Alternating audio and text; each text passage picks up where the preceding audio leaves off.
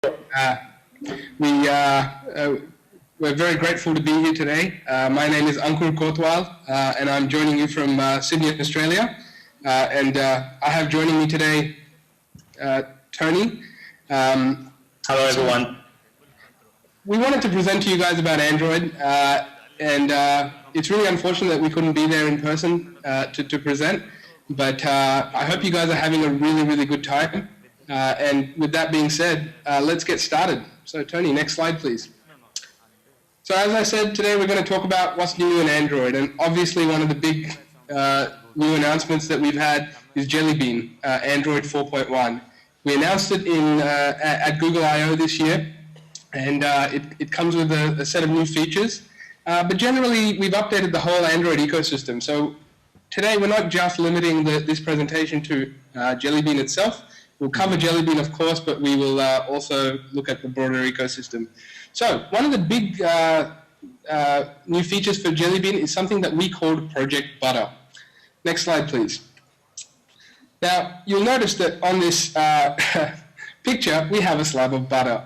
The idea behind butter was that when you put butter on something, everything is nice and smooth, it slides. Butter, it's about being buttery smooth. So it was really about bringing a buttery smooth experience to Android. So there's really three main initiatives that we took when it came to Project Butter. The first one is VSync, or vertical sync. And what it does is that it allows your UI to synchronize at specific points. And it allows us to achieve 60 frames per second without any sort of interruptions from things that are happening in the background, as well as processing on your side. So what we do with VSync, with the new VSync additions, is that we align all of our operations so that when we do a draw operation on Android, you'll see that it draws the frame straight away. And now you might think, well, that sounds great, but how does that affect things? It's that when you do like a swipe animation, you do a fling gesture, you'll see that the frame rate is just nice and buttery smooth. You don't get that sort of what we call jankiness, where you'd kind of get a bit of a stutter as it went through. It would just sort of shake up. It's really beautiful and really nice and smooth. So the great thing about VSync is for your apps, many of your apps will actually benefit from it automatically. We've really spent a lot of time optimizing the way we do different operations within our framework, so that you can get the benefits of VSync without having to do anything. Now, there are some specific operations. If you're building your own custom views, for example, and you're doing really low-level draw operations, we've provided some APIs that you can hook into so that you can take advantage of the VSync operations. But if you're just using the standard Android view hierarchy, your standard text fields and buttons and so on, you'll see the benefits automatically. The next one is triple buffering. What triple buffering allows us to do is basically do multiple things in parallel.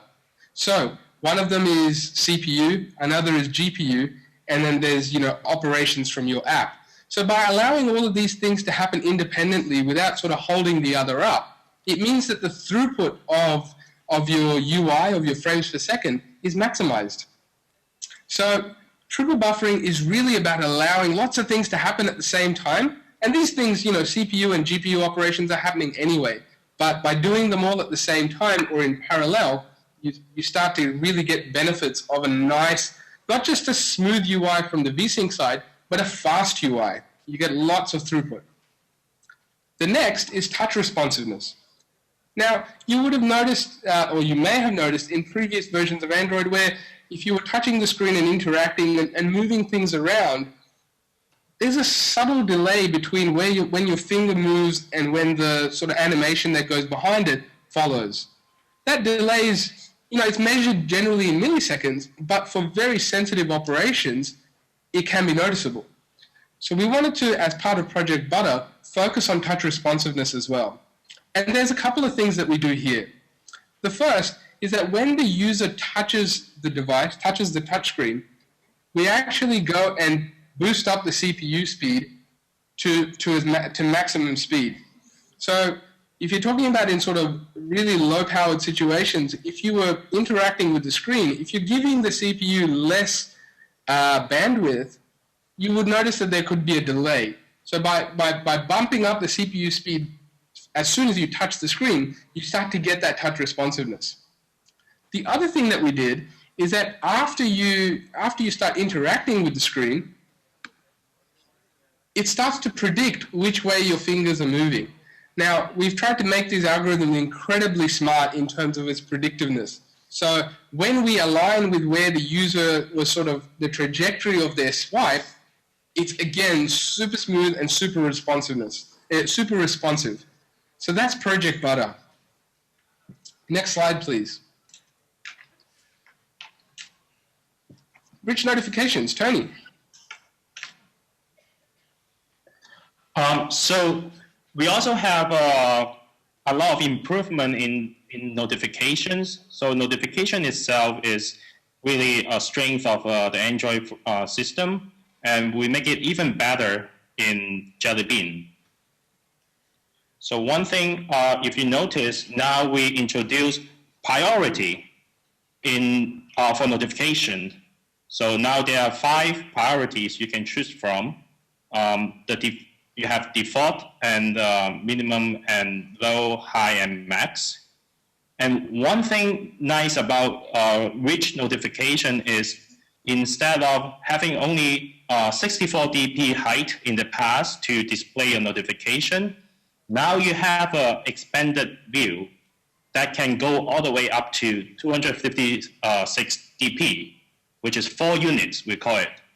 So as a developer, now you can really doing some creative stuff in the notification to show more details to your users.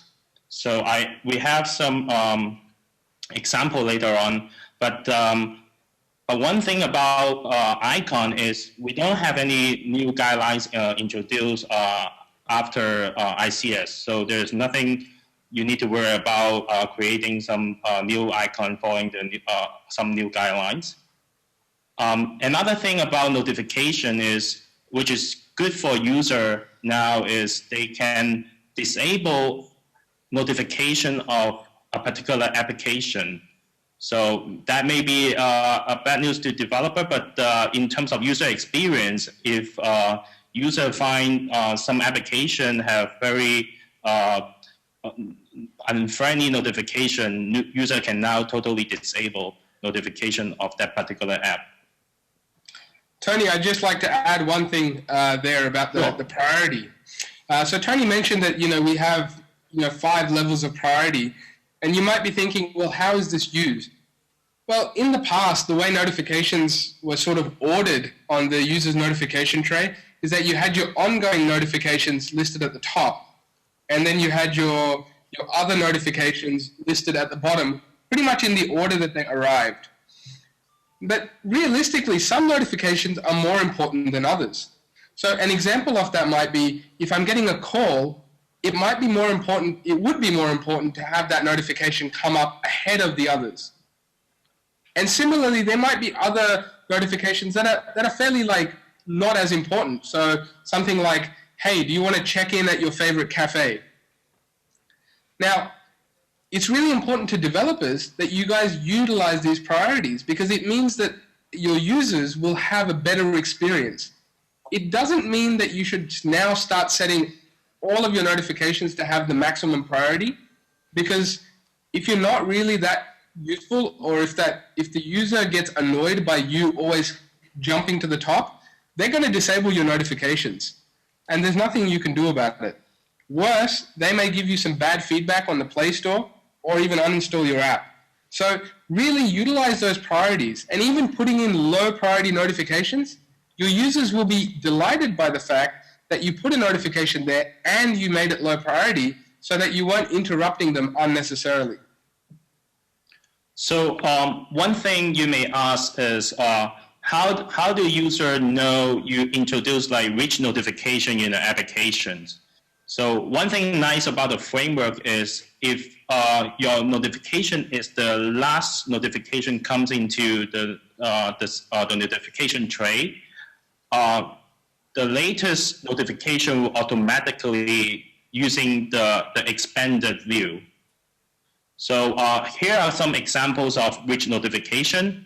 The first one is from Gmail. So if you have only one unread email in your inbox, it will even show you the first paragraph of the email. So if your friend sends you a quick email, you can easily see the content without even going to the Gmail application. And below is another interesting way of how to use rich notification. What if you have multiple emails coming to your inbox? So rather than showing the content, you should show the number of messages and then just maybe the subject line of the message. So depends on how your application behaves and what kind of content you're showing. Now you have a lot more flexibility on how to display notification now. The other example here, one is for the missed call. You can even introduce action buttons to launch your application or do some actions, and you can also add very big pictures in notification now. So how to trigger the rich notification besides being automatically expand for the last notification? So turns out there are a couple gestures. The main one is the pull down gesture, which use 2 fingers pulling down, and you will see the expanded version of the notification. There are 3 other gestures we support as well, and depends on how the user want to interact to expand the notification. They have choices. So Ankur. Yeah. Okay. So we're going to talk about the developer tools. But before we talk about that, I'd like to have some fun. Let's get some participation from the audience. Can you guys put your hands up if you're an Android developer? All right, good to see. Can you leave your hand up if you have one app or more on the Play Store? Oh, a few. There's only a few there.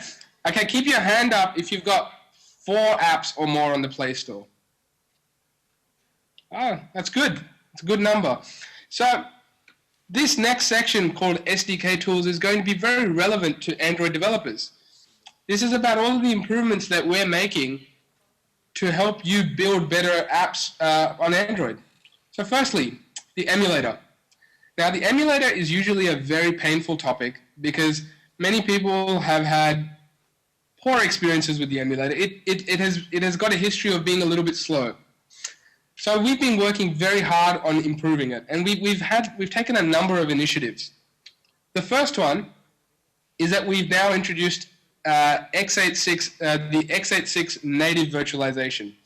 So let me describe what that's all about. Your typical Android phones and Android tablets actually run the ARM architecture. Now, when you run the emulator on your PC or Mac, you'll find that it's an x86 architecture, not an ARM architecture. So when the emulator runs, it actually emulates the whole ARM architecture, including the CPU, including the GPU, the whole lot, and it has to do it in software.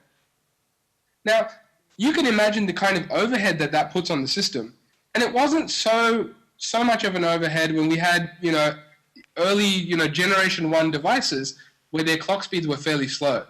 But now you start to look at, 1 or 1.5 gigahertz CPUs, ARM CPUs, and you try to virtualize those on an x86, and you're basically going to find you just can't keep up with the speed. So what we now have is x86, where we have native x86 running on your native x86 device. Currently, we have images for Android 2.3 or Gingerbread and Android 4.0 or Ice Cream Sandwich, but there'll be more images coming, and we partnered with Intel to bring that to you. Excuse me. You should know that x86 virtualization, it is super fast. So, it boots quickly, it runs quickly, it's really worth using. The next thing is GPU support. GPU support is basically emulating the graphics subsystem, but rather than doing it in having your machine CPU do it, you would have the graphics rendered by the GPU on your computer. Now, with GPU support, we added that for the ARM infrastructure. So what that means is if you're using the ARM infrastructure for the emulator, the ARM platform, all of the GPU calls will actually be rendered by your GPU on your physical machine. And that's really important because as Android devices have matured, you'll start to see we have a lot of higher resolution devices. And in software emulation mode, we just can't keep up with rendering that many pixels and emulating an ARM infrastructure. So now we actually do it in hardware. So that's a really, again, a massive speed boost. You can actually run games within the emulator at fairly fast speeds. And the last in this section is multi-touch and sensor support. So what that means is we've got a bunch of sensors on our physical Android devices. We also have multi-touch. The emulator today uses the mouse and keyboard, so you couldn't really do multi-touch. So what we've now done is that you can hook up, excuse me, sorry about that. You can actually use your physical phone, hook it up via USB to your device, and do multi-touch on your screen whilst passing those touch events through the emulator itself. So we've actually enabled multi-touch support within the emulator. Next slide. We've also improved the development environment itself. So within Eclipse, we've added a whole set of new tools that you can integrate with. Lint is probably my favorite. What Lint does is it checks your source code for common mistakes that developers might make, or things that you might consider warnings. So for example, if you're using literal strings in your code, that makes your code hard to sort of localize for different languages. So you'll see a lint warning come up to say, hey, you should externalize this string. And the great thing about these lint error checks is that you can just right-click that particular lint warning and you can say fix it, and it will automatically, so for the externalized string, it will automatically put it into the strings.xml file for you. So it's really useful and it really speeds up development. It's just fantastic. As I said, my favorite. For apps that are doing a lot of OpenGL work, we've now added a new tool called Tracer, which allows you to see all of the OpenGL calls that you're doing and see them in like a nice log format.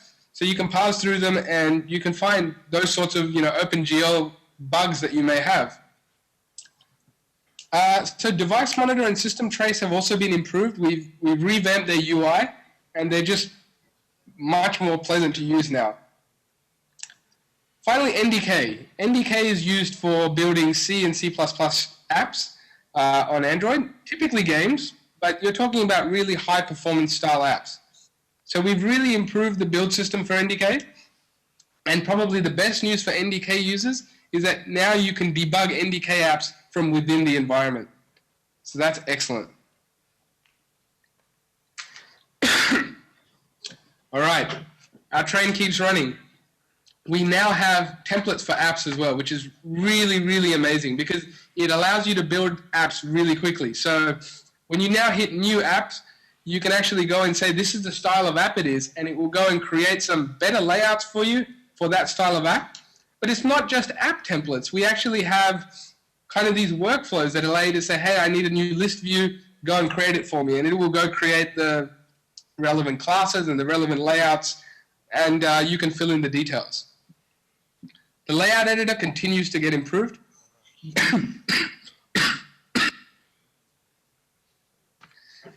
Device configurations is a great new feature.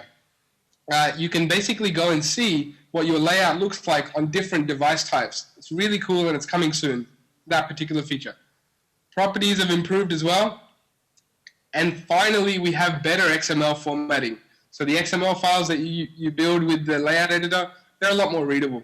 And it's gotten faster. So it's all great news for developers, and we're excited about it. Now let's go to a pro tip from Tony. All right, so let's talk about pro tip. So in terms of network usage, we have some recommendation on how you can optimize battery usage, power consumption. So what you see here is a graph of requesting, assuming you have an application talking to a remote service. So here's a graph describing how frequent your application is communicating with the external server. So as you can see, we are requesting data constantly. But what's the problem here is if you keep requesting data from your server, the user's cell phone, the radio, will never have the chance to go to what we call the sleep mode, which consume much less power compared to when the radio is on. So our recommendation is instead of grabbing data constantly from the external server, your strategy should be getting data in large chunks but fewer, less frequent, so that the user cell phone can go to the sleep mode, the radio can turn off, in order to consume battery.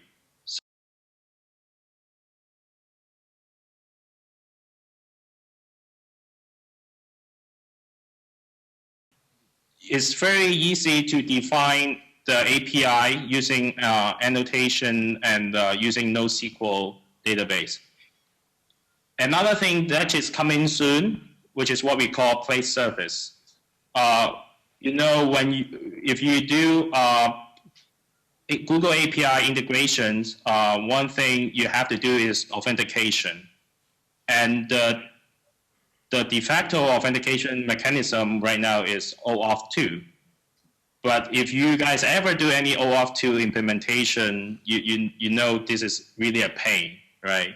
So Google want to make it easy for you guys, and so that's why we introduced something called Place Service, which will take care of the OAuth 2 authentication for you. So there is a theme client library you have to include in your application, and the OAuth authentication piece, majority of the stuff, the hard work is done by Google. And we also have a Google Plus API service coming soon, along with the Google Play service. The next things I want to talk about is Google Cloud Messaging. It's really a rebrand of our existing C2DM, cloud-to-device messaging. One nice thing about C2DM or Google Cloud Messaging is free, and now we have unlimited quota. Another very cool feature we introduced in Google Cloud Messaging is multicasting. So in the past, if you want to contact all the existing phones using your application, you have to make one request per device. So with multicasting, you can now send up to 1,000 messages to different devices in a single request. One last thing, in the past, our recommendation of using C2DM was to not including a payload. And in Google Cloud Messaging, we start to support payload up to 4 kilobytes of data.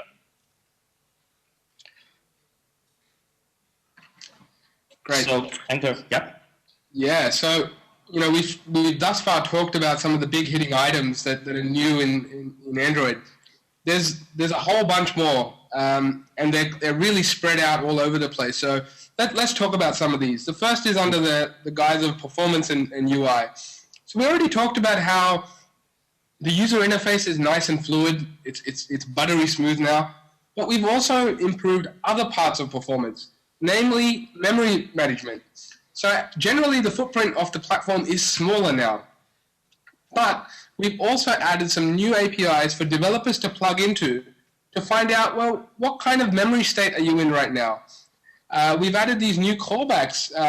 We had these component callback.trim methods, which basically get invoked on your activity when the system memory is low. What we've done now is we've added a few more callbacks under the callbacks to interface, which kind of give you a warning ahead of time that say, hey, you're not at low memory yet, but you're starting to get there. So you can react sooner than when the memory is like completely exhausted. So, you know, these sorts of things really help you, especially if you're the type of app that's right on the bleeding edge that uses up tons of memory and tons of CPU. You know, like our high-end games, for example. So this sort of stuff is really, really useful, and you should implement these callbacks and respond to them. Activity animations is another really cool little, it's a very subtle change. It's really nice. So for example, if you go to the launcher and you launch an app using the icon, you'll see the animation now for the activity. It comes up from where the icon was clicked. Similarly, you can do that when you go from one activity to the next in your own app. So depending on where the button is, you could say animate that, you know, start the next activity, but animate it from this particular point. So it looks like touching that button will make it come up from there. And we've improved backstack navigation. You can do that via XML files now. Next slide, please. One of the big user-side features of Jelly Bean is that the launcher now, the widgets on the launcher, including icons, will they're fluid. You can drag an icon on top of another, and it'll move out of the way for you so you can drop it there. So you don't need to manually rearrange everything to make space. Well, that's really good for users, but for developers, we added some APIs that allow you to respond to those sorts of changes. So particularly, it's things like size changes. You can now know when your widget has been resized so that you can present a better layout for it for that size. We now have an intent for you to be able to change live wallpapers, which is really fantastic. So if you're building your own launcher, you can certainly look into that. And we've made improvements to even low-level controls like the text view. This is like a performance improvement, and text view is like a base class for many other views. So they automatically inherit these performance improvements as well. Android is one of the leaders when it comes to accessibility support, and Jelly Bean just makes it go forward that much more. So we've improved accessibility on Jelly Bean, even more than Ice Cream Sandwich. The next point is actually very important for developers.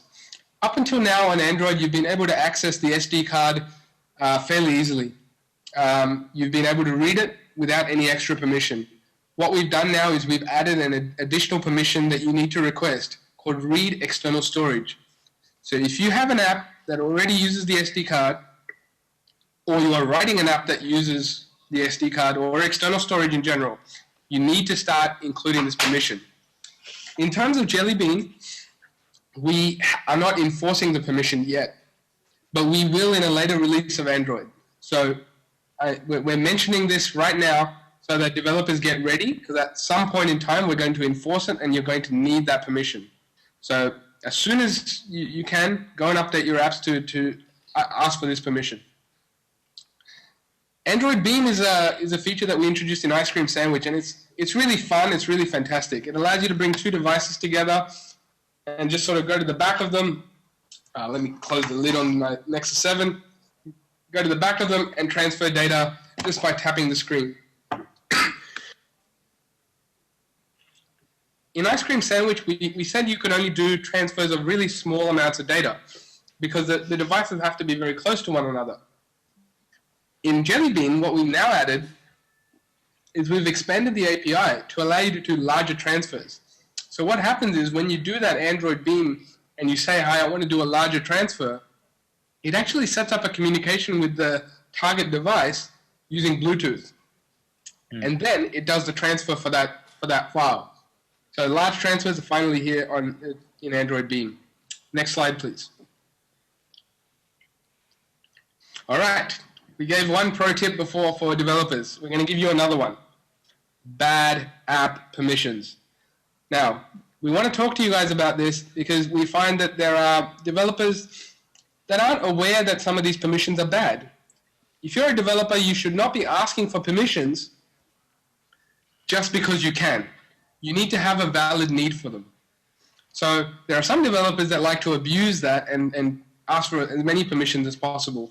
But users don't like that, and you get bad feedback on the Play Store, which means that less people will download your app, which means that you're making less money. So let's talk about these permissions. Change Wi-Fi settings. You should not need to do that unless you're building an app that changes Wi-Fi settings. People don't like it when you go and override their settings. Receive boot completed. You should not need to do things on boot completion time, because that means that if you've got a lot of apps that are doing this, on boot up, it's slowing down their boot up process, and in most cases, it's not necessary. Your app should not need to know what other tasks are running. Your app is supposed to be sandboxed and work in, be a good customer in that environment, but don't be too concerned about what else is running. Find location. So this has got to do with getting GPS location. So it's okay to actually need location. Location-aware apps are actually really great. Mobiles brought GPS to users in a way that we can use that information in a smart way to say, hey, there's these shops around me, or my friends are around me. But for most of these apps, they ask for find location. We actually have different types of location. You can get a network location, which isn't a specific GPS coordinate, but near enough. And it doesn't use the GPS. And the reason you shouldn't use the GPS is because the GPS actually draws a lot of power from the device. And it takes some time to lock onto the location and so on. So when we looked at this, we found there's a lot of apps that get the GPS location when the network location would have been perfectly fine.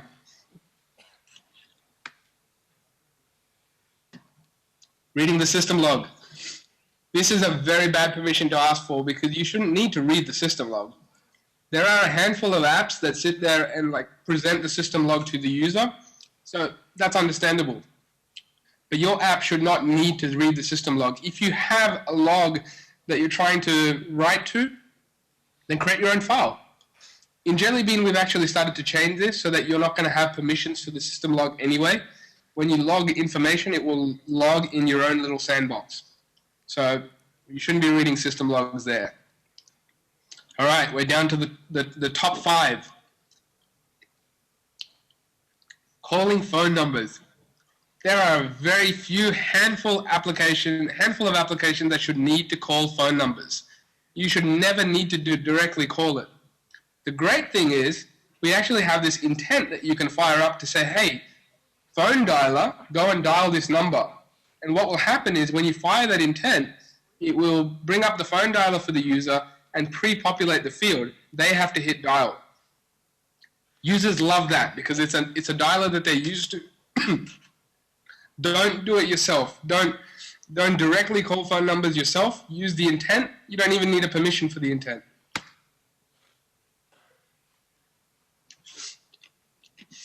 Again, very few apps really need to read and write contacts or to the calendar.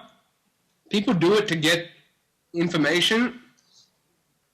It's again a very rare circumstance where your app would need to use this permission. Next one. Bookmarks is the same. So unless you're building a browser, you really shouldn't need to read or write the user's bookmarks. System level alert. So this is kind of similar to the abuse of notifications. Your app shouldn't be abusing the notification system, displaying these alerts that look like they're system level alerts to trick the user. Your users, you're going to win users over if you delight them with a good experience. So work on that rather than trying to trick them. And finally, the worst permission is sending and receiving SMSs. You should not need to know what users are doing with their SMSs. If you need messaging systems, we have Google Cloud Messaging, which is great.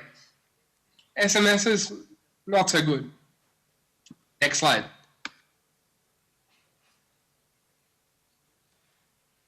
Okay, so let me talk a little bit about the Nexus, our Nexus line. So we already know we have just launched Jelly Bean in Google I/O, and we have a couple of exciting new devices announced as well. One of them is, of course, our Nexus 7, which is the 7-inch tablet. And the good news is Galaxy Nexus and Nexus S and Motorola Zoom are going to soon receive OTA from us as well with Jelly Bean. And of course, Jelly Bean is already open source, so anyone interested in looking at the code and contributing patches is all in the AOSP available. This Nexus 7. And one thing about Nexus 7 more relevant to developer is we want to share with you some tips on how to develop develop on Nexus 7, some kind of tips. One thing is in terms of layout resource, you can use the new qualifier SW600DP to target a 7-inch tablet. So this is one thing very, very useful if you want to target 7-inch devices. For larger screen, you can have SW720DP. And for the default, for handset, you can just use the regular layout folder. All right, so I guess that's pretty much what we have in this session. And Ankur, do you want to add a few comments? I would, yes. Yep. So I'd like to get another show of hands. How many of you people are on in the audience are on Google+? That's good to see. How many of you that are on Google+ have added Android developers to their circles? Okay, so it looks like less than half of you. So what I want to just highlight is that Android developers is where you can contact us, Tony, myself, and the whole global Android developer relations team. We are there to help you, to answer your questions. And in fact, we have a few ways that we can do that. So Tony, can you go to the next slide? Sure. Hangouts. So we're using a Hangout right now to present to you guys, but we actually do things like this on a weekly basis. We do it for across the 3 main time zones that we have for US, for EMEA, and for Asia Pacific. So India falls in the APAC or Asia Pacific region. Tony and I actually run those Hangouts, and we do them on Thursdays. So it would be great for you guys to join. If you have any developer-style questions, we would be happy to answer them on there. Yeah, so, usually we will pre-announce the office hours and then open up moderator for you guys to post your questions ahead of time so that we can discuss on those questions during the Hangout office hours. Yeah, so that's where you can reach us. The other place where it's a great place to ask questions is Stack Overflow. There is an abundance of great technical questions already on Stack Overflow. And you can feel free to post your own. We have members from our team that monitor the Stack Overflow queues, as well as the whole Android developer community. So with that, I'd like to say thank you for tuning in to this presentation. As a lot of the material that we presented here, you can actually find on developer.android.com/training. And you can reach us on Google+ as well. So right now, I guess I'd like to say is that, do you have any questions?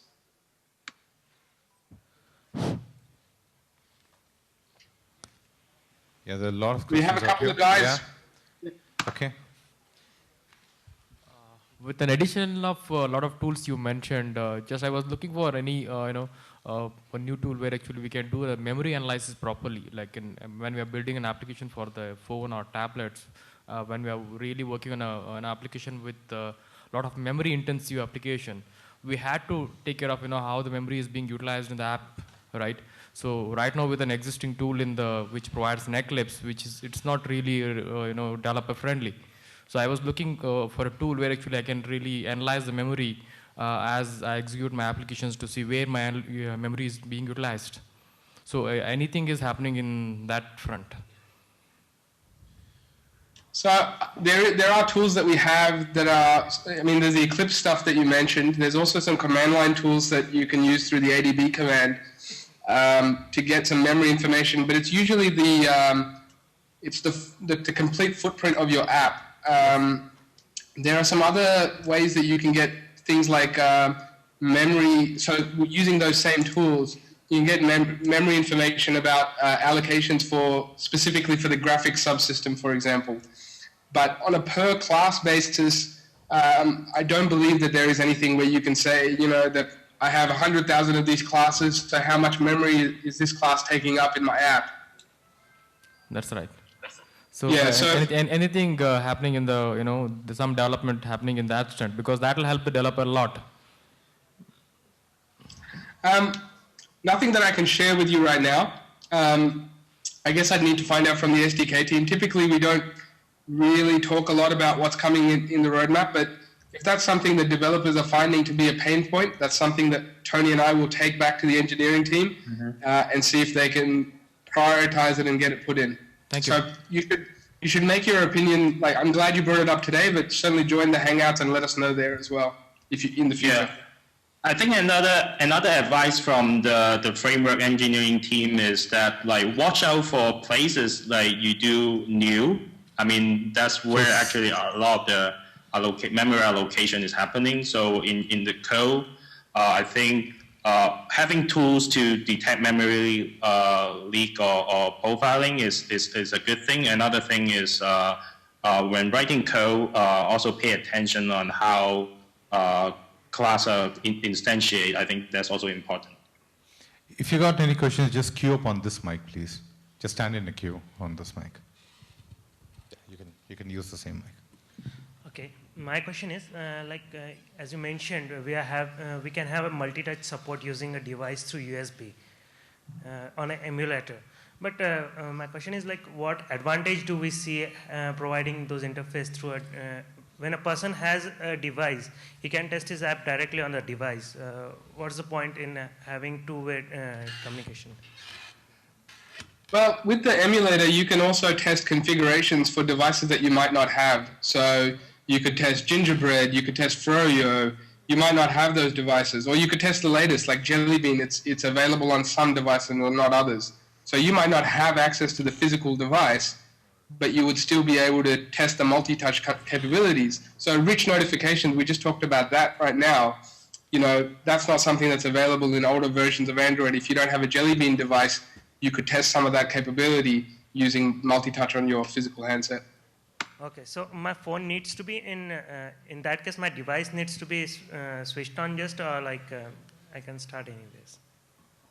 So what you'd need to do is hook it up via USB, make sure it's recognized by ADB and all your drivers are correctly set up, and then you run the app. I believe you need to run the emulator. In the emulator's settings, turn on multi-touch, and it should start to work. Okay, sounds good. Thanks. No worries.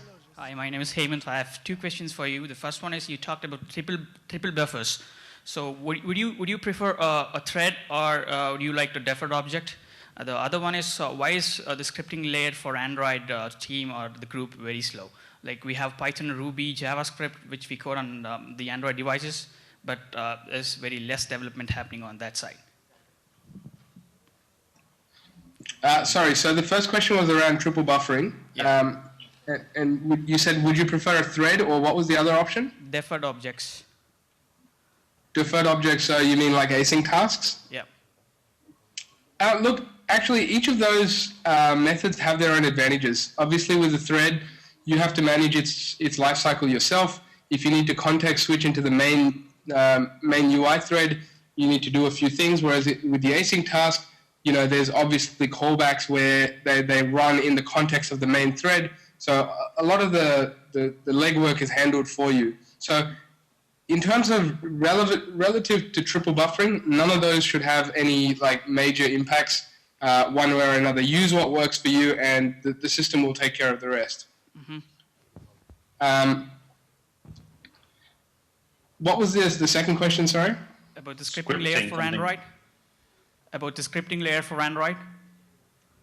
So The scripting layer is actually something that's a third-party project. At the moment, the only things that we sort of have first-level support, or things that we build ourselves, is the Java platform, the Java framework, as well as the NDK with C and C++. The scripting layer is a third-party project, so in terms of traction on that, I would probably recommend you speak to the people that build that.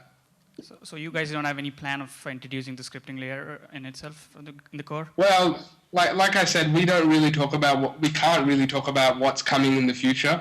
Mm-hmm. What I can say is what we have now, and right now we don't do much with the scripting layer. Okay, thank you. It is that. Having said that, it is a very cool project, so don't take that the wrong way. Yeah, thank you.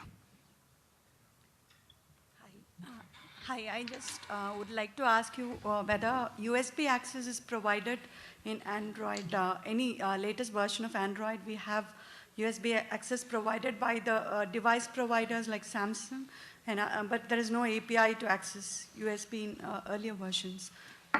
Is this available in the latest version or not, Jelly Bean version or not? So what kind of USB access are you referring to?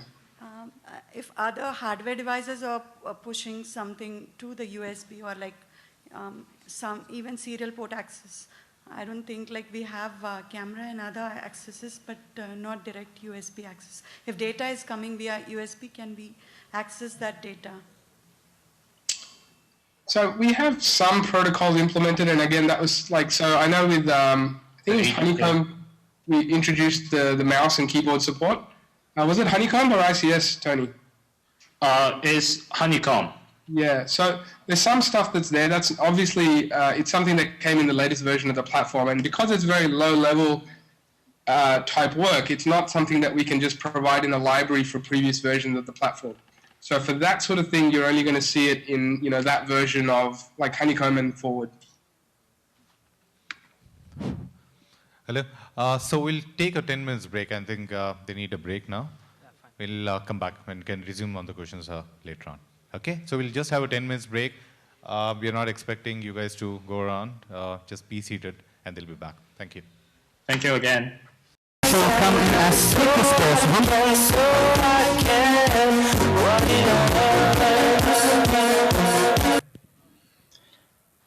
Hi guys, welcome back. So the next sections we are going to talk about is definitive Android design. So Ankur and I is going to share with you what we consider Android style applications. So I think Ankur is going to cover style. Ankur. Yeah, thanks, Tony. So everyone in the audience, I'd like to find out, how many of you have read the Android design guidelines? A few of you. How many of you could pass an exam if we gave you one now? A handful.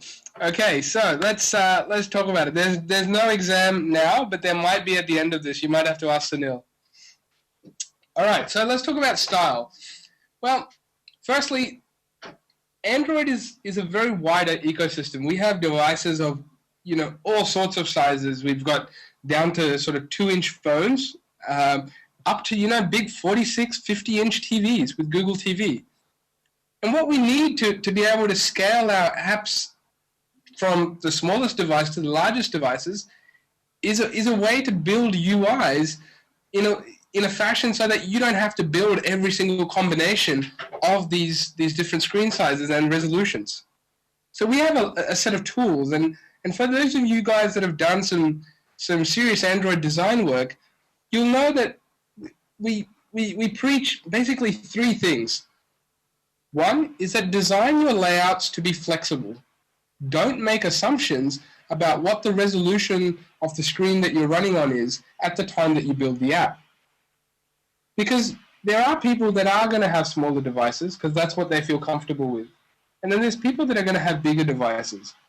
Now, the people that have small devices, they need to be able to read the text that you have on your screen and interact with your app.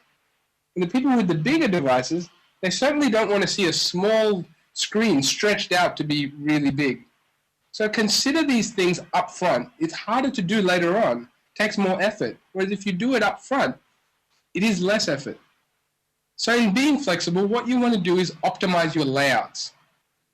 And we're going to talk about how you can have a set of layouts that target different types of devices, but you're not doing, again, you're not building 100 different layouts for each of your screens. And finally, assets. These are to do with the sort of the graphical resources that you have on your apps. You don't want to put low-res assets on only low-res assets in your app, because when you run it on a high-res screen, it's going to look blurry and it's just going to look, it's not going to look very nice. Similarly, you don't want to use really high-res assets, because on the lower screens, the devices with the smaller screens also tend to have slower CPUs. So now they've got a low-res screen, a lower CPU, and you're suddenly passing a high-res image into it, so it's having to do more work for no benefit. So, you know, there are ways that you can target all of these things, and we're going to talk about those. Next slide. All right. Firstly, density-independent pixels. Now, this is something that a lot of developers have come to me and said, I really don't understand what this DP is. Now, we've said that one DP is 1 pixel at 160 DPI, and you go, well, okay, that's great, but I really don't understand what that means. And to be honest, you know, you look at that and you think, what does that mean? So let me describe to you what my understanding of DPs is. DPs kind of maps to a physical size.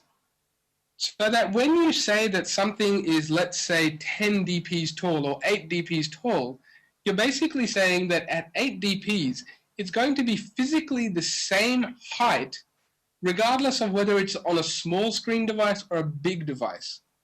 And the number of physical pixels that it takes to render that will vary from device to device. But that's what DPs are about. It's a virtual pixel. So you're thinking in physical proportions rather than absolute proportions. Now you should have a look at the 4 buckets that we have at the bottom. So what we did is we basically defined a couple of buckets. Now we have 4 buckets here, the low, the mid, the high, and the extra high DPI buckets that we've shown here. There are a couple of others, including the TV DPI. But the interesting thing here is that LDPI there has 9 pixels because it's a 3x3 grid. XHDPI has an 8x8 grid, so it has 64 pixels. But the interesting thing about this is, instead of thinking about it in pixels, if you think about it in DPs, you'll find that it is a 4x4 DP array, because it's matching to physical height in real-world terms. So when we look at that statement in blue that says 1 DP equals 1 pixel at 160 DPI, and then we look at the bottom there, MDPI is actually the medium density, which maps to 160 dots per inch. So when we say 1 DP equals 1 pixel at MDPI, that MDPI grid that you see there is actually the one that tells us this is how many DPs that you have. Everything on the other side is going to have the same, on either side, is going to have the same amount of DPs, but a different amount of pixels. So when it comes to building your user interfaces, what you should be doing is moving away from defining things in exact pixels. You want to move to defining in DPs. Now, before we move on, I just want to make sure that we're really clear about that. So can I get a show of hands if you understood that perfectly? About half of you. Okay, so I really want to stress this point because it's probably the most important thing about building flexible layouts that you can imagine. Those 4 grids, regardless of how many pixels there are, they are all 16 DP, 4x4. On a low device, on a low DPI device, they're going to have 9 pixels drawing 16 DPs. right? Because basically there's fewer pixels there, but DPs are in terms of physical dimensions. So basically what we're saying is when we say 4x4 DP, it looks the same. That grid is in the size that the user sees when they measure it, whether it's on a phone or whether it's on a tablet. The number of DPs mapping to, like, let's say centimeters should be the same. And that's what's important. You're basically saying that that element is 4 DPs. It's roughly about half a centimeter by half a centimeter. So if for those of you guys that are still a little bit unsure about this, I really suggest you go to the Android design website, and we're going to give the URL at the end of this, and have a read of that documentation. If after reading that you still don't understand, then please ping us on Android developers or contact Tony or myself on Google+, because it's really important that you understand this. It's a fundamental concept. Next slide. So we're now going to start talking about things in DPs. Now, when we internally within Google, we define metrics, we kind of say that, look, phones, they sort of have a width of starting at about 320 going up to about 360 DPs. Tablets, if you hold them in landscape format, tablets kind of have a width of between 1024 and 1280 dp, or a height of 600 dp by 800 dp. But that's all a little bit confusing if you ask me. Rather than think of it in portrait mode or landscape mode, we introduced something in Android 3.2 that's called smallest width. So what that says is that regardless of how you're holding the device in portrait or landscape, the smallest dimension on that device, if it's 600 dp, consider it a tablet. That's how when we build apps internally in Android, that's how we are able to build a single Gmail app that runs on phones and runs on tablets and presents a different UI on both of them, or a different layout. Because what we do is we use this qualifier called smallest width, and the framework automatically looks at that and looks at our layout folder and says, hey, I've got a layout file here for smallest width 600 dp, and I'm running on a device that has the smallest dimension of 600 dps or more. So the way we think about it internally is that we say 600 dps is about a 7-inch tablet and up. 720 dp is roughly a 10-inch tablet and up. And phones, we basically consider anything lower than 600 dp is a phone. So when we define our layout folders, anything that's just called layout will have our phone layouts, and then we'll have a layout -SW 600 dp, which will have the tablet layout in there. And the system is smart enough to pick up which is the relevant layout at runtime. Really important stuff. Next slide. So when we built these Android design guidelines, what we wanted to do was kind of show developers that this is our thought process when we design user interfaces. Because up until that point, I think we'd been a little bit guilty of kind of saying to developers, you can look at our apps and see how they look and try and mimic them, but we hadn't really put out any detailed documentation that says, well, how do you build that kind of interface yourself? So the first thing I'd like to talk about is height, the height of items. Now, these things are touchscreen devices, right? So when you touch something on the screen, different people that interact with these devices have different sized fingers. My son has got very little fingers. I've got much bigger fingers. So how do you build a user interface that's really applicable to the general audience? You certainly don't want to have to scale the size of your UI for different people. That's not standard. What we did is we did a whole bunch of research, and we published the results of that research on this design site. So it's really important for these metrics. What we say is that if you get 48 dp in height, and remember dps means some sort of physical mapping, 48 dps is roughly about 9 millimeters. Okay? And what we found is that for a comfortable touch, your objects on your touchscreen should be between 7 and 10 millimeters in height, so that when the user presses something on the screen, the system doesn't get confused about which item that they're pressing because of the size of their fingers. If you make it 48 dps in height, it's going to be comfortable. That's what our research has concluded. But it's more than just that. So if you look at the button in that diagram there, the button is actually a little bit less than 48 dp. It's 40 dp, but we've put some margins above and below it, or some padding rather. So what we suggest is that for the top and bottom, have between 4 and 8 dp gap between your rows. So if you've got list views, row after row after row, within those list views you might have some touch sensitive areas, some controls. Put a gap between those touch sensitive areas of about 4 dps, so that you don't get that, that zone where the user might touch, where the system might pick the wrong item, right? You're making it more user-friendly. Before we go on, I just, sorry Tony, just one more. Mm-hmm. Sure.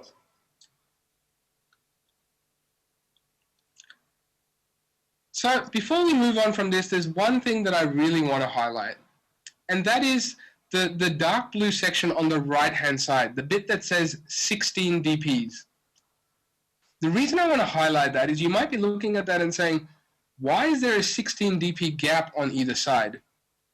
Well, I'm going to show you now. Next slide, Tony. I know there's a lot of metrics on this, but I don't want you to focus on all of the things on there. I want you to just look at the bits, the vertical bars on the right and left that say 16. You'll see there's these blue areas. And I think Tony will be able to just move his cursor just to point those out. It's in presentation mode, so unfortunately I can't use the... That's fine. That's okay. cursor. But these are the bits on the side. And the reason that they're important is that I'm going to show you. So if you look at your device and you hold it in your hands, typically you've got the device in the palm of your hands and you tend to have fingers on either side. And if you use it as a two-handed device, you hold your phone and then you tap with your other fingers. The reason that we put this 16 dp gap on either side is so that the hand that's holding the device doesn't accidentally trigger a touch. So what you do is in your UI, leave a gap of about 16 dps on either side so that you don't get these accidental touches. It's really important. And it means that the user's experience will be more delightful. So let's talk about some best practices.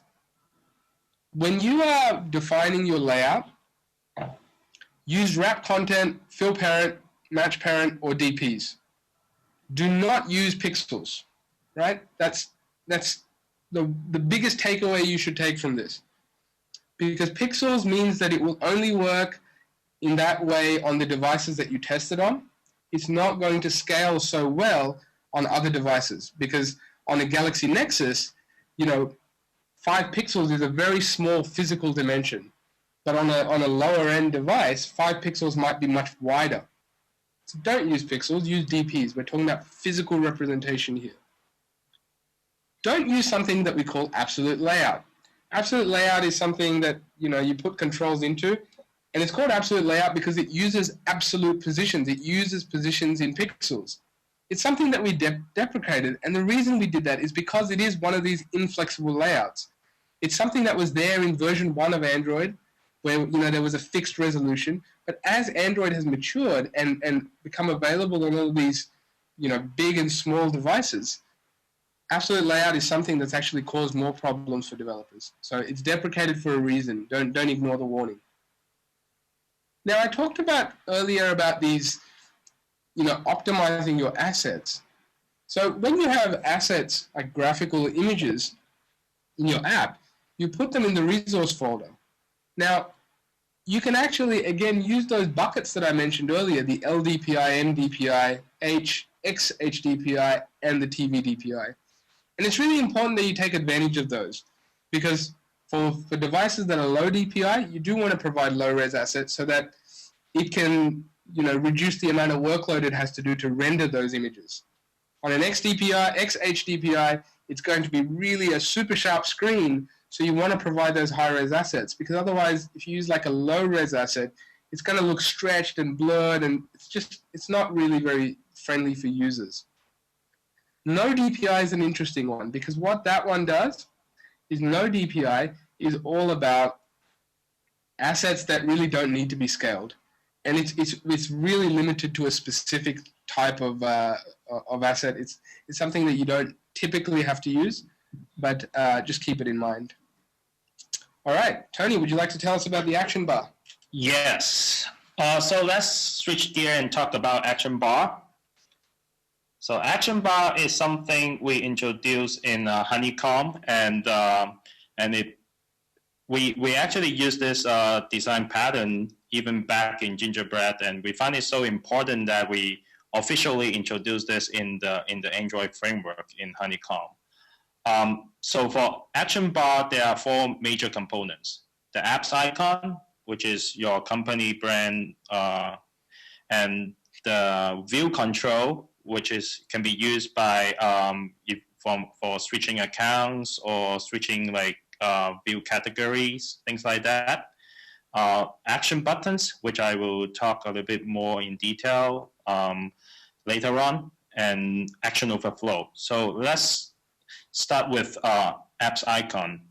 So for apps icon, we are really want to focus something about navigation. There is a concept of back and up. I think we are going to cover that more in detail later on. And but what I want to focus here is the action buttons. So for action buttons, it's really what we had before Honeycomb's the option menus.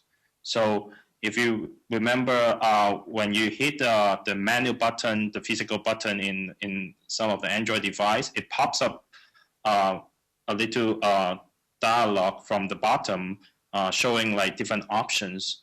Those are actually now we call action buttons in the action bar. But as you can see, like in this example, action bar example on top, the graphics, you really cannot show every single action buttons on the action bar. So that's why we add something called action overflow in the action bar, which holds all the rest of the action items, which don't fit in the visible area. So here are some examples of how the action bar looks like in different screen size. So the one on the left is on the Galaxy Nexus, which is something what we call the split action bar. And you can see if we flip the phone into the landscape mode, everything is actually showing on top on top on the phone. And same thing for the tablet as well. For YouTube, we have also a special mode for an action bar. We call it stacked action bar. So the view control, instead of putting it on the same row with the app icon and all the action item, we actually split it out to a second row, showing all the tabs in the second row. But again, if you rotate your phone into landscape mode, the view control moving back together with the action bar itself. So in order to enable the split action bar, which I mentioned earlier, there is an attribute in the layout. You can specify something called UI options, split action bar when narrow.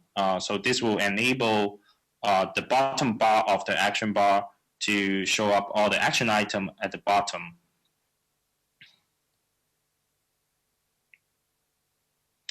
So what kind of action you should enable or display on the action bar more permanently.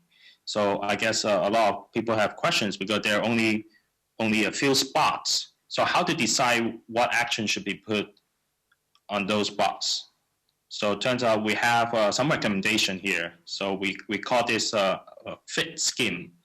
So the F stands for frequent. So how frequent will your user use your this particular action? So if it's turned out to be a lot, that action should be put on the action bar in the visible area. Is that action important? If it's really important in your application, you should consider using putting that in the visible area as well. And the last criteria is this a typical action? So will user find this button in other application, in other similar application? And if that's the case, one example could be like the search button. Then that would be something you should consider putting in a more permanent, visible place. So again, the action overflow menu is used for putting all the remaining action item. And one thing I want to stress is the menu button in the past, we have something called the legacy mode. If someone running an application that is pre honeycomb version, we will display the overflow menu in the status bar as well. So if your application is compiled in the pre honeycomb API version, we will show that menu button for backward compatibility.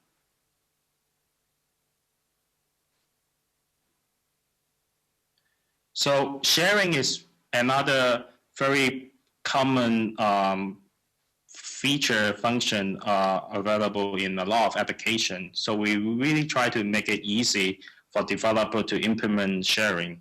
So in ICS, we introduce a class called Share Action Provider, which makes sharing even more easy to implement. So all you need to do is for a particular option menu, you need to specify the Share Action Provider class, and the share button will this UI component will automatically appear on the action bar.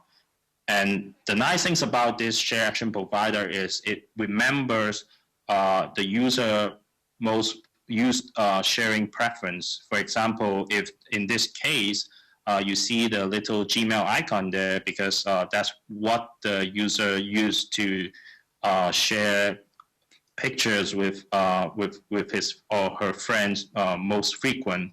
So this will change based on the usage the user usage pattern. So I want to talk a little bit about icon on action bar. And so the size of the action bar icon should be 32 by 32 dp. But again, as we just like how we do things in the line item we talked about earlier, we want to leave some padding to give it some space. So we leave 4 dp on each side. So the effective size for the action bar icon should be just 24 by 24.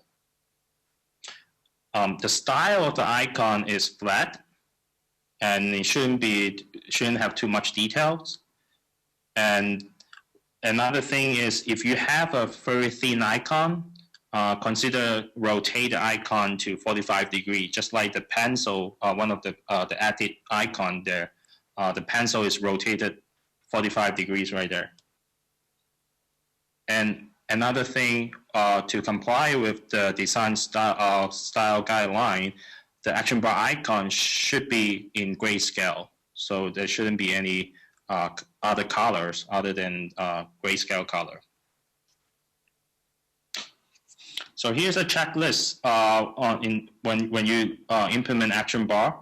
So you have to consider how important is the view navigation, like for certain tasks, and using the fit scheme to decide which actions are visible, should be visible to your user, and also what is really important to display to your user on the action bar. There is a special mode about action bar, a special type of action bar, what we call contextual action bar. This is something when the user select multiple items or select items on the screen. So in the past, what we did in the past is when someone do a long press on a particular item, pre-honeycomb, we will display a dialog and then have some sort of actions there the user can add a point. But instead of doing that in ICS, instead of showing the dialog, we are now showing something we call contextual action bar, which is very similar to the regular action bar, but it's kind of like a modal window. The user has to take certain action before the contextual action bar go away. So another interesting thing I want to highlight is the options available in the contextual action bar can be dynamic. So here's an example. So if the user select only one picture in the gallery application, because there will be more options the user can act upon on a particular picture. So for example, you can edit the picture, rotate the picture, and cropping the picture. But if the user select multiple pictures, his or her options will get filtered out, like because you can no longer edit certain picture or cropping because those should be act on a single item. So you can see your implementation the option menu can be dynamic as well in the contextual action bar. So some guidelines on the action bar icons for contextual action bar. It should be 16 by 16 dp, but effective size again leave some padding, so it's 12 by 12 dp. So the style is in general similar to the action bar icon, except one very important thing is the contextual action bar icons can have color. So again, some checklists. Consider using the contextual action bar if you support multiple selections. Drop the dialog pattern in start using contextual action bar. And if you do not support multiple select, the long press shouldn't do anything. So I guess Ankur is going to cover notifications. All right, thanks, Tony. So we've already talked about how Jelly Bean has enriched notifications, but you know, they may look like they're just there to provide a very basic piece of information, but they're not. Notifications are actually really useful, and developers should put some thought into how to maximize the kind of information that you display. So let's talk about what notifications are. They're meant to be brief messages in the status bar, okay? So it's more about being very timely, and it's about showing important but not critical information. So really, the timeliness is probably one of the most important parts. Now, we've already mentioned that they've now become very interactive with Jelly Bean. Even prior to Jelly Bean, though, in Ice Cream Sandwich, they've been quite interactive. With the music player, for example, it had the play and pause buttons. So When is it a good time for your app to use notifications? I have seen apps where I start them up and they put a notification in there to say, hey, this app is running. You know what? Like when I start an app and I'm using that app, I don't really need to know that that app is running. The notification should also not be used to remind users that, hey, you need to come back into my app. You know, if it's a recent app, the users will use the recent apps menu or they'll launch your app. So time-sensitive events and things that really typically involve other people. So the examples that we have here are the instant messages and also things like calendar invites. Those are timely, time-sensitive information, so it's useful. We should talk about when you shouldn't use a notification, right? So obviously the not scenarios for the ones that we said where you should, but also things like where the information is already visible or something that's really highly technical. So I'll give you an example of something that's a fantastic experience, and that's Gmail. It's one of my favorite apps on Android. Whether I have connectivity, whether I'm online or offline, Gmail makes it completely transparent. I can read my mail, the mails that have already been downloaded. I can even compose new mails and hit send. I don't actually need to know when those mails got sent because Gmail is smart enough to say, hey, I have a network connection now. I'm going to send those emails in the background. I don't get a notification to say, hey, I can't send it now, I'll send it later. I don't get a notification to say, hey, I now have connectivity, so I'm sending mails now. It's just transparent. And it kind of feels to be, it makes it a really, really nice experience. I don't need to be concerned with what it's doing. So certainly don't talk about low-level technical things. Building on that, it's those sort of recoverable errors that we mentioned, right? So again, the Gmail one of, hey, I don't have connection right now, I'll send your email again later. You certainly, when you've got services in your app that you're starting and stopping, you don't need for users to know that. Think about your user as someone that isn't a programmer, someone that might be new to this sort of stuff.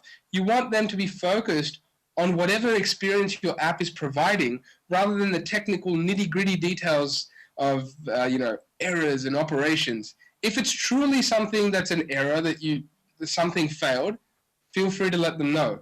But if it's something you can recover from, that's really just, it's not worth doing a notification for. It's annoying for users to have to dismiss that notification.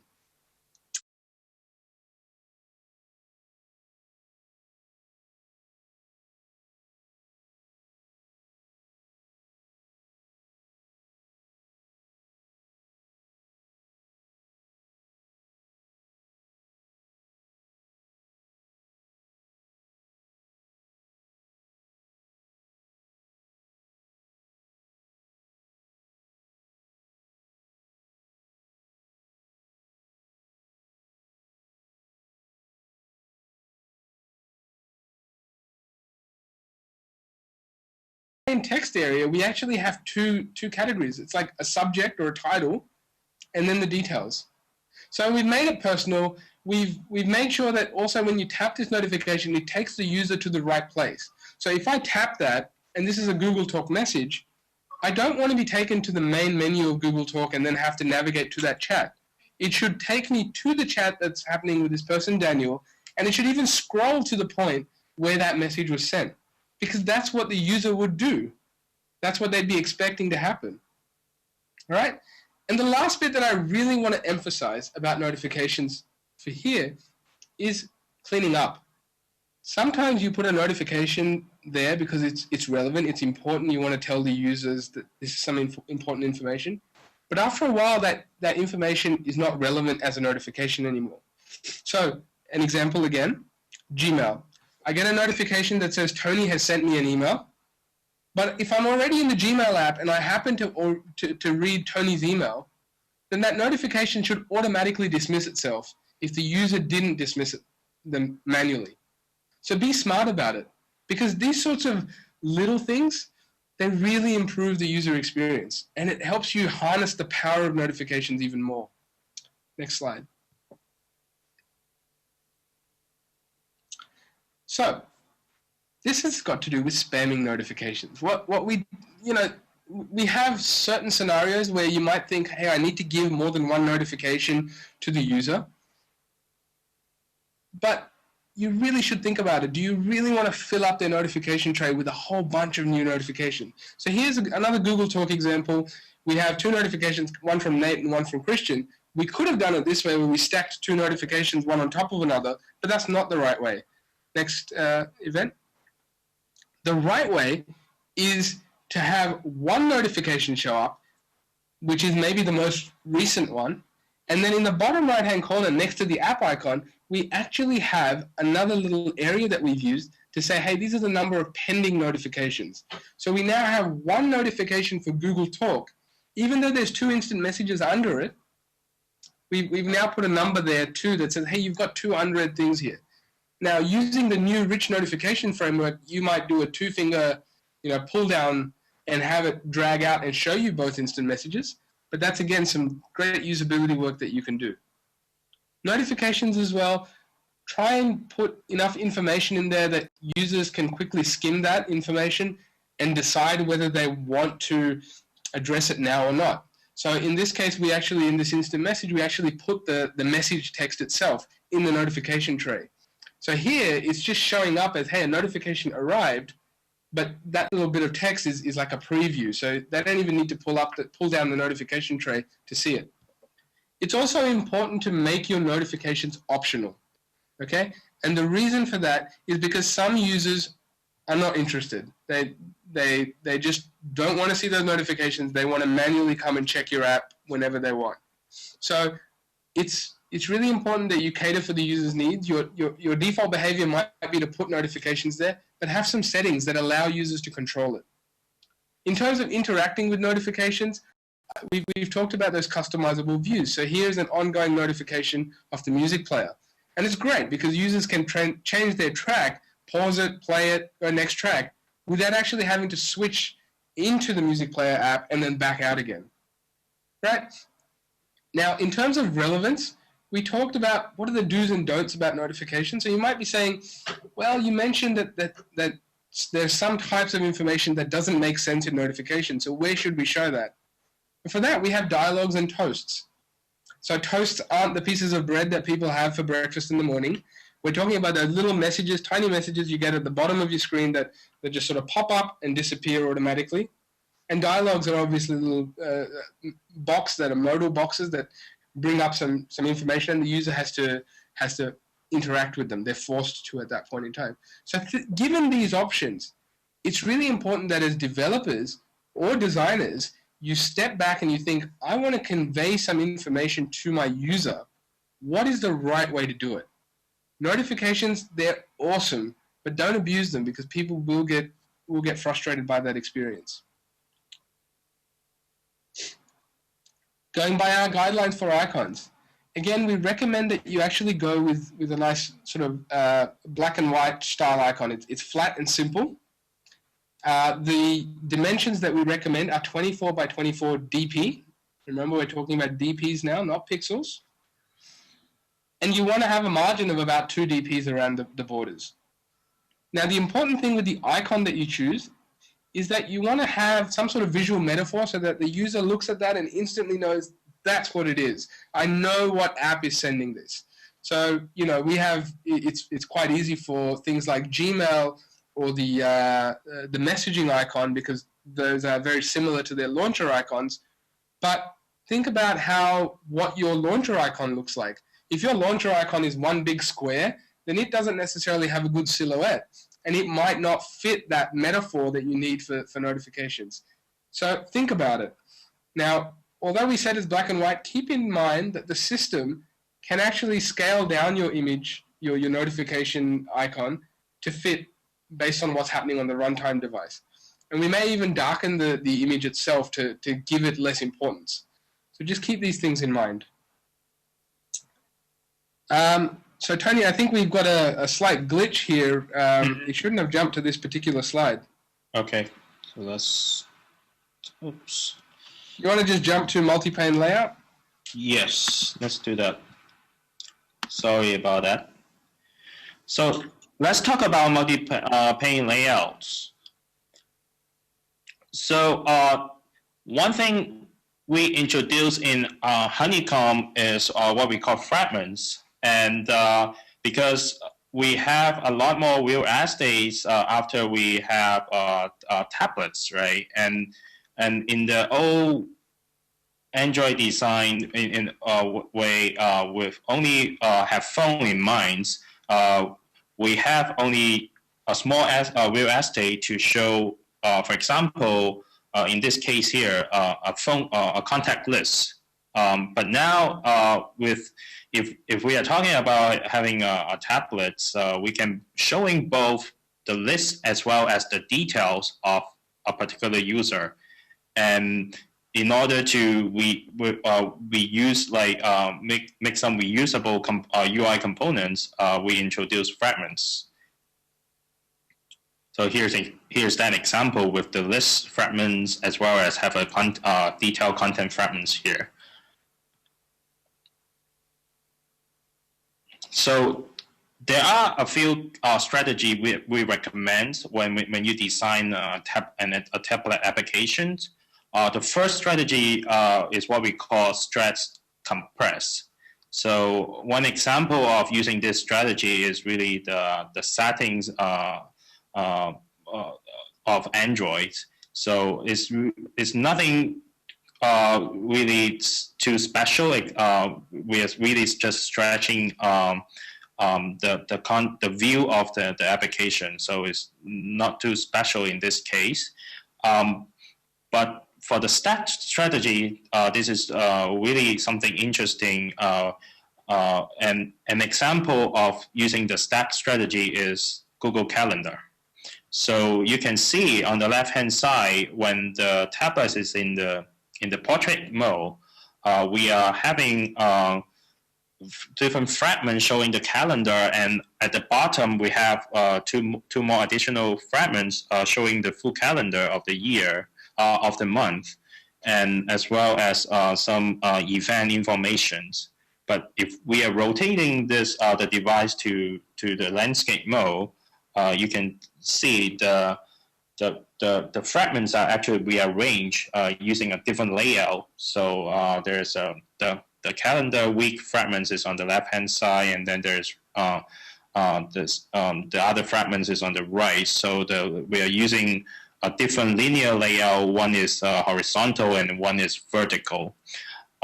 So this strategy is actually particularly useful when you have something like Nexus 7. So we got developer asking us like, if we do we need to specify a particular layout for a 7-inch device, because some of them looks really nice just using the phone layout. I guess the answer to that is you can consider using something like a stack strategy, because now you do have a lot more real estate even in the vertical layout. So you can consider using something like the stack strategy to introduce some additional fragments at the bottom to display more detail. And obviously in the landscape mode, you definitely can use multiple fragments in because you have a lot more spaces. So the third strategy, we call it expand and collapse. An example of that is Google Chat. So the example here is showing like when you are in the conversation, the contact list is really kind of collapsed into kind of half of the original size. So you can still see your friends' icons, but instead of showing all the details, all the full name, we are focusing on the conversation when it's in the portrait mode. But in the landscape mode, you have more details on the contact fragments. And finally, the last strategy is what we call show and hide. So in Gmail, we go one step further. Instead of hiding part of the inbox email list, we are hiding the inbox completely when user is reading an email or editing an email. So you can bring back the inbox by hitting the up button when you hit the action bar your application icon.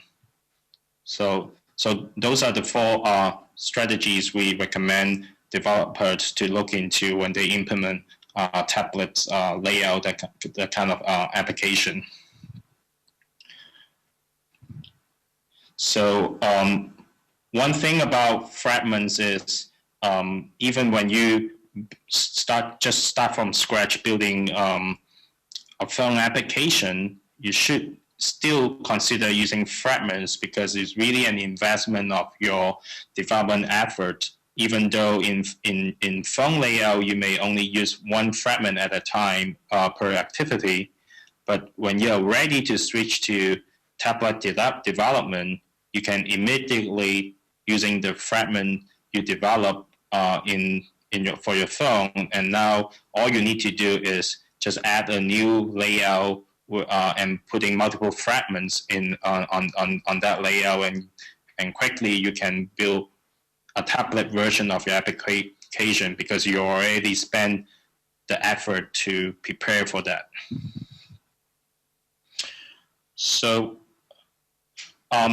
in terms of backward compatibility, I want to mention one thing about navigation control. So as I mentioned in the past, the action overflow menu, we introduced the action overflow menu in the action bar in post honeycomb,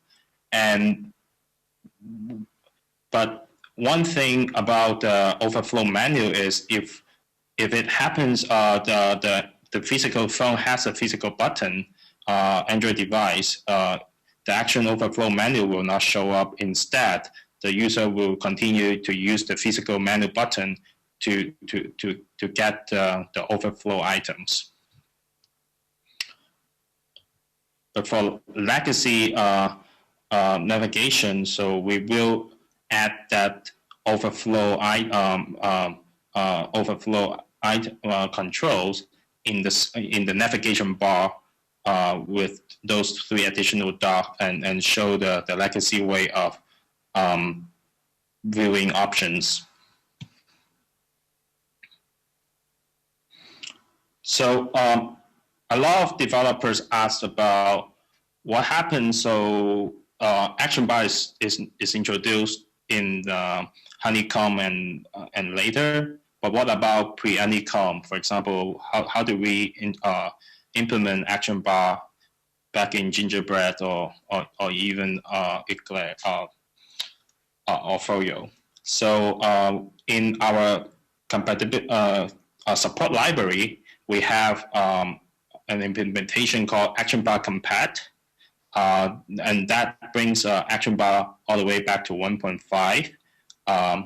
But one thing I want to point out about the action bar compat implementation is really a partial implementation. So a lot of things developer on your end still has to fully implement the action bar.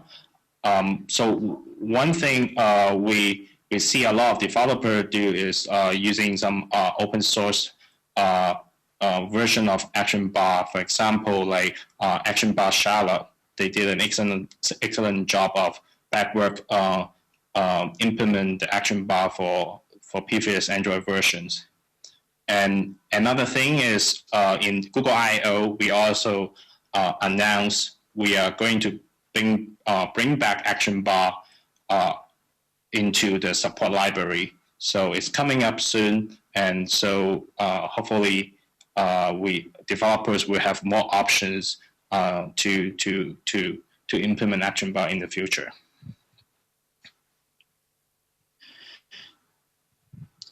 So again, for fragments, it's really a UI component reusable in different activities, but fragments is more than just for UI. For example, if you don't tie a view to a fragments, you can actually use it to use it as a helper, a data to store data. And another thing about fragments is you also want we use that in multiple layouts, and then is really componentize your design and make it very flexible, especially when you're ready for tablet development. And again, for fragments, it's all the way is also included in the support library, and then it pop back all the way to support again for 1.5 or above. So there's really no reason not to consider using fragments, because it's really have very good support in the support library.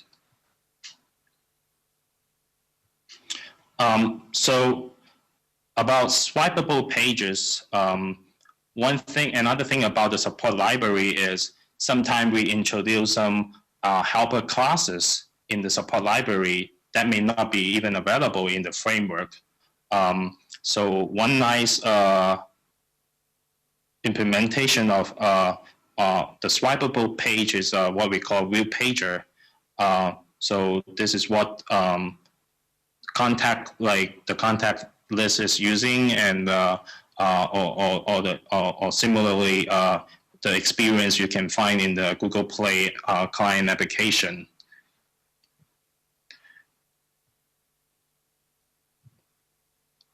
So again, View Pager, fragments, loaders, they are all available in the support library, supporting all the way from 1.6 and above.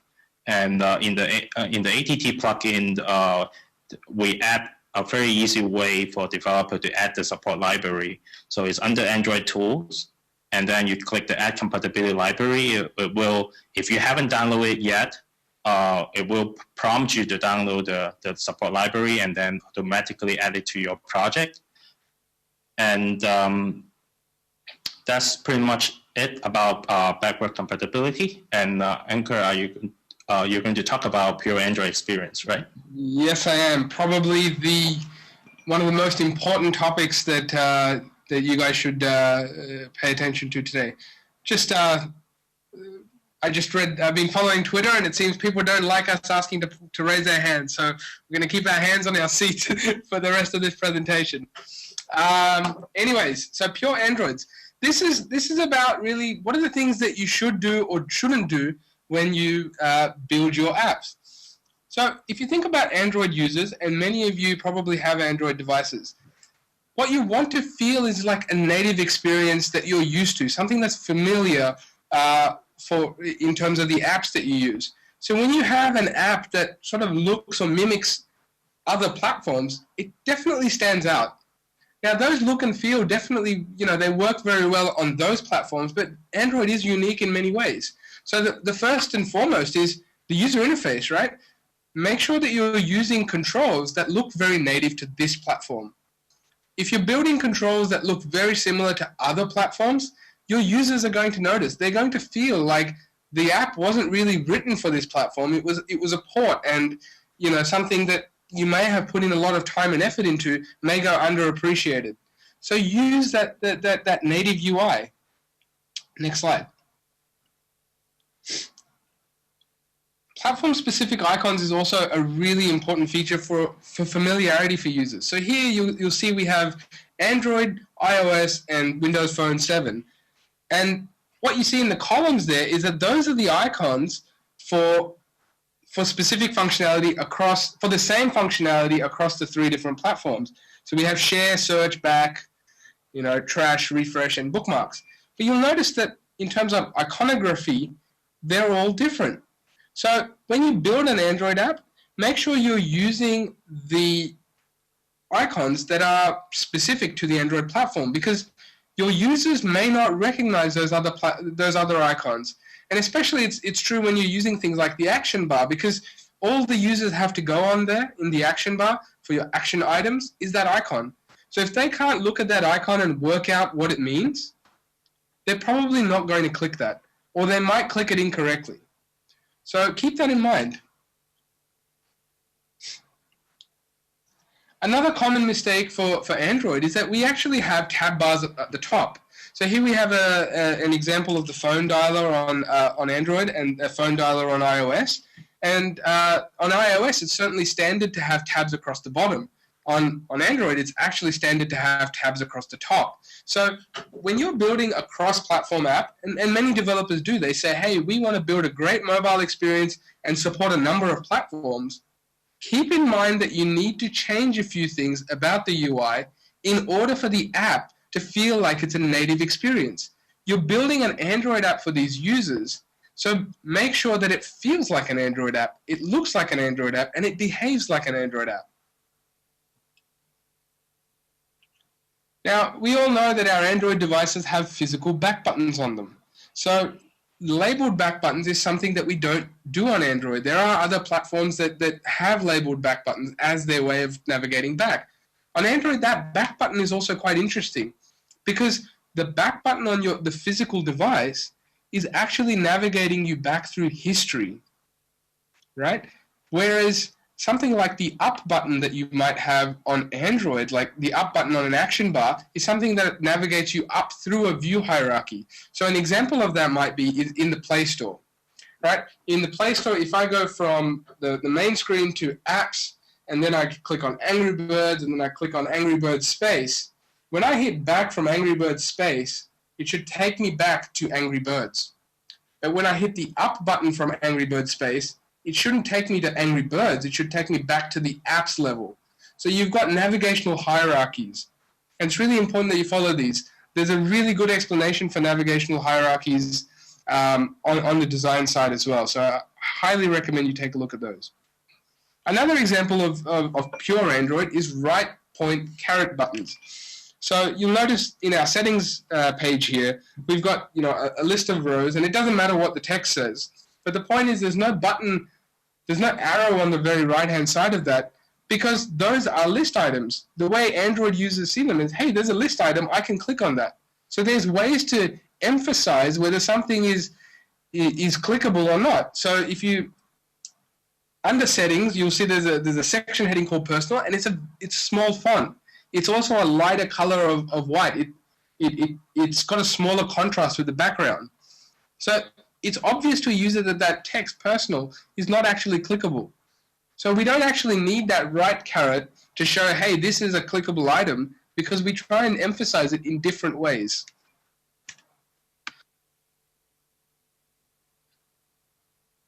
So we talked about the don'ts. Let's talk about the do's. And this is really just emphasizing some of the things we've already covered.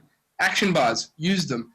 We found that historically people were putting options in menu buttons, and users were just not discovering it because they weren't thinking that they didn't realize that they could hit the menu button on different screens. So now by putting things on the action bar and having an overflow button, it's obvious that, hey, these are the operations that the user can take. These are the actions. Right? We've really surfaced that right up. So action bars are great. Building intelligent apps is also really important. Now you might say, well, what's an intelligent app? Well, something like Google Maps is an intelligent app. Where I say, if I just fire up Google Maps and say cafe, it actually shows me cafes around me. It doesn't need to be told, show me cafes around me, because it knows that that's the smartest thing to do. Similarly, if you go and swipe your Google Map and you move to a different location and do a search, it will use that location. I don't need to tell it, do a search for this particular location. So try and see where you can build these sort of cognitive shortcuts to try and almost second guess what the user is actually searching for. Put some thought into it.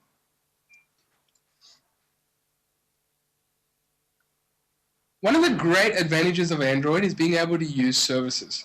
So you can trigger a service to wake up, when you're on a Wi-Fi connection and you're charging, and then go and prefetch some data. And this point about preloading data, it really goes hand in hand with building those intelligent context-aware apps. It's great to be able to fire up an app and see content that's relevant straight away without having to wait for a refresh. You certainly don't ever want to have users users shouldn't have to hit refresh. That's an option that you could provide. But by default, it's always a much better experience if you've pre-populated, preloaded that data. And there's smart ways you can do that on Android. So obviously keep in mind that users might be sensitive to you pulling lots of data on their 3G connection. So you can actually check for those conditions. But use broadcast receivers, use intent filters, use services. Make sure you also focus on the user experience. We talked about multi-pane layouts today. Tony described them.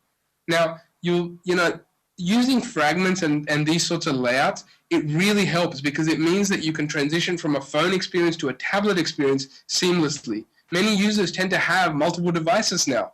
So giving them that familiar feel is great, but it's also great for you when you use things like fragments because it means you don't have to keep, coding it multiple times. You can reuse the layouts and the classes that you've used. And it provides, at the end of the day, it provides a rich user experience. Offline support is, I highlighted it in Gmail, so I won't go on about it again. Do it. It's worth doing. All right. That's the end of the presentation for today. I'd just like to once again just emphasize that you can reach us on Android developers on Google+. We run weekly Hangouts, so please join us. We know that there's questions that developers have, and this is a way for us to connect with you. We're using Hangouts today, and we do them every week. So please come and talk to us, put up questions, and interact with us. Everything that you saw on this presentation in terms of the design guidelines are there in a lot of detail on developer.android.com/design. And at this point in time, we can take some more questions. So do you have time for, Ankur, this Sunil here, for 10 more minutes, or what's the kind of time on here? Yeah, 10 more minutes is fine. So if we can... Okay, please line up over here for any kind of questions, like we did in the last session. I'm sorry, could you repeat that, Sunil? Yeah, so we'll take questions for next 10 minutes, and we have people lining up for questions. Cool. Right.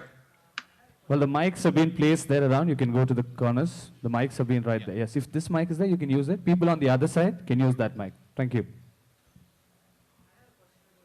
The mic is not on.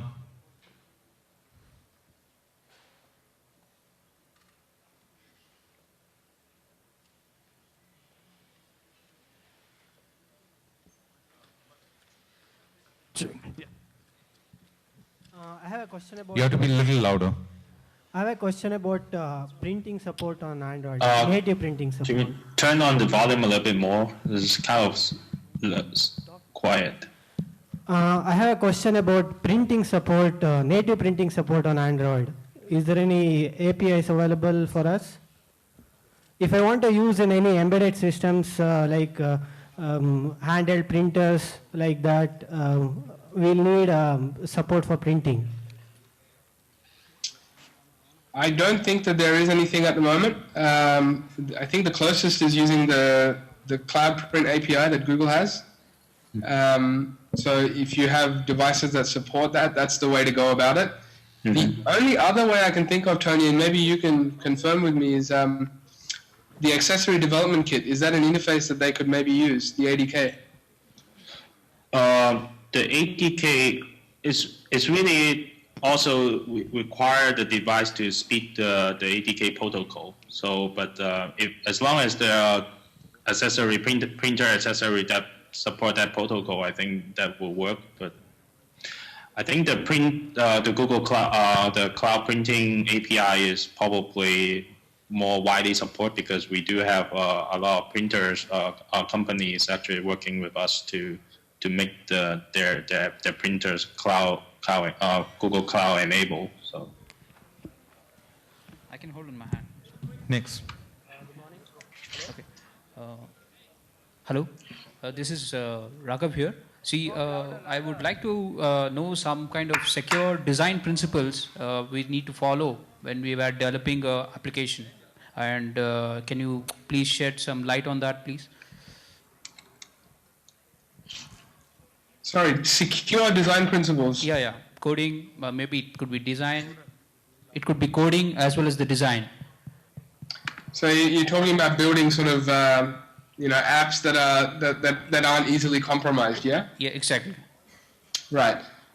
Look, security is a big topic, and something that we could probably spend a whole day talking about. So let's just, I guess we can say a couple of quick things here. Make sure you're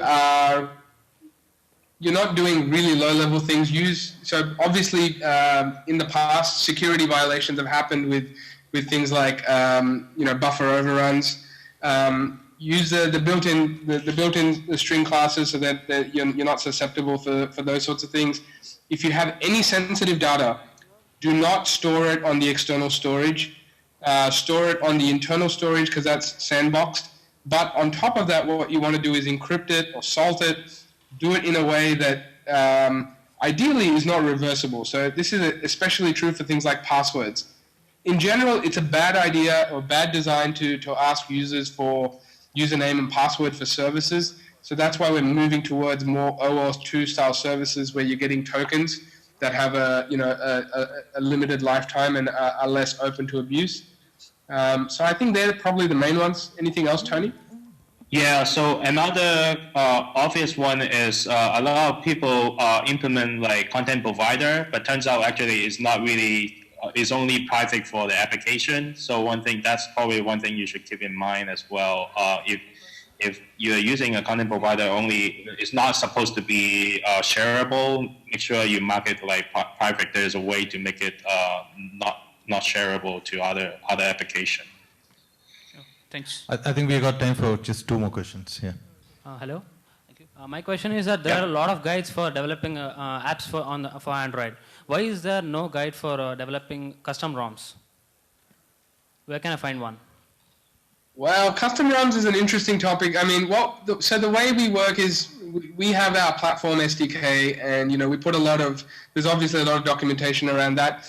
We make the Android source code available, but custom ROMs is something that it's certainly Android. It's something you can do in Android, but most of the users that will use Android won't be running custom ROMs. So it doesn't really help us to put out a whole lot of documentation on building custom ROMs when it's only going to be available to, you're talking about a really technical audience there. So we've tried to put as much out there that we can, but it's one of those really specialized topics. So with that specialization, you find that there's only so many people that know about it, and so we can only invest so much time in it.